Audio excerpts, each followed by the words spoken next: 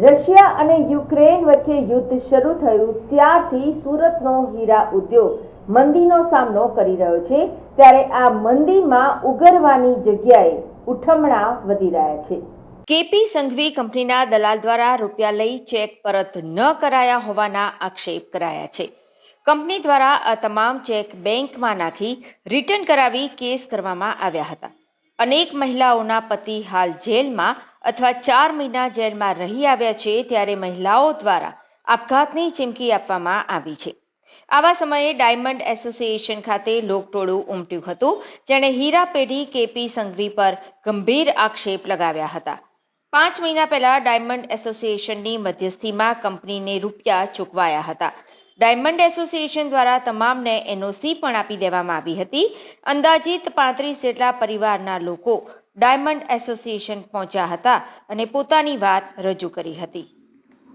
લોકો એટલે જે તે સમયે ડાયમંડનો વેપાર કરતા વેપારીઓ નુકસાની કરતા હોય ત્યારે જનરલી વેપારના નિયમ પ્રમાણે જે કાંઈ એની પાસે માલ મિલકત હોય તેનો પંચમાં મૂકીને ચૂકવણું થતું હોય, પણ અમારા ધંધાના રૂલ્સ નિયમ એવા હોય છે કે એક વખત ચૂકવણું થઈ ગયા પછી કોઈ એની ઉપર લેણદારો ઉઘરાણી કરી શકતા નથી।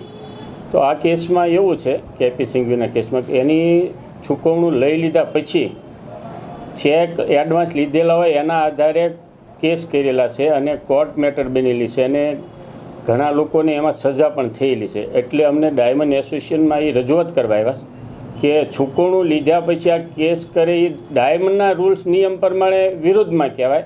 એટલે અમારા પરિવારનું ખૂબ કફોડી પરિસ્થિતિમાં મુકાઈ ગયા છે, તો આમાંથી તમારે કોઈ રસ્તો કાઢવો જોઈએ એ માટે રજૂઆત કરવા આવેલા છે। કેટલા પરિવાર છે? ટોટલ 27 પરિવારો અત્યારે અહીંયા રજૂઆત કરવા આવેલા છે।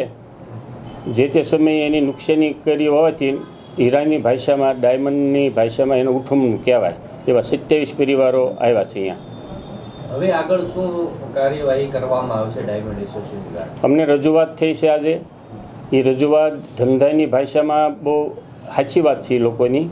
એટલે અત્યારે જ મેં કેપી સંઘવીના ડાયરેક્ટર કીર્તિભાઈ સિંઘવી સાથે ટેલિફોનિક વાતચીત કરી છે, તો મને એની આવતા વીકમાં એસોસિએશનને મળવાનો ટાઈમ આપ્યો છે। તમે 2-3 દિવસ પછી મળજો। અત્યારે હું મિટિંગમાં વ્યસ્ત છું, તો અમે આવતા વીકમાં મંગળ બુધ જ્યારે એ ટાઈમ આપે ત્યારે અમે એને મળવા જઈને સત્ય હકીકત એને જણાવવાના છીએ। મારું નામ ભીંગરાડિયા ઈલાબેન દીપકભાઈ છે।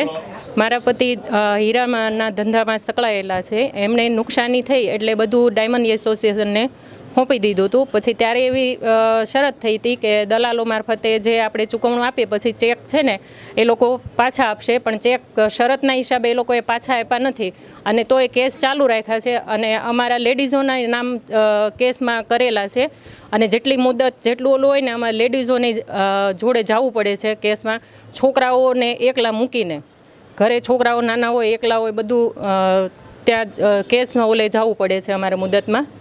અને અમે છે ને પિયરના દાગીના અમે અત્યારે ચૂકવણામાં મૂકી દીધેલા છે। અમારી પાસે અત્યારે ખાલી નાકનો દાણો અને કાનની બુટ્ટે આટલું જ અમે રાખેલું, તો બાકી બધું અમે ચૂકવણામાં આપી દીધેલું છે।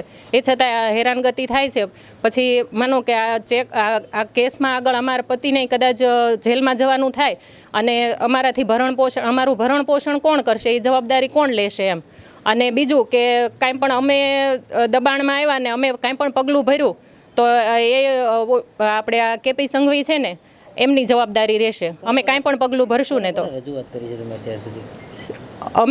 અમે ઘણી જગ્યાએ રજૂઆત કરેલી છે। જેટલી જગ્યાએ જ્યાં આપવું પડે એવા બધે આપેલા ડાયમંડ એસોસિએશનમાં હું પોતે હોતે આવી ગયેલી છું।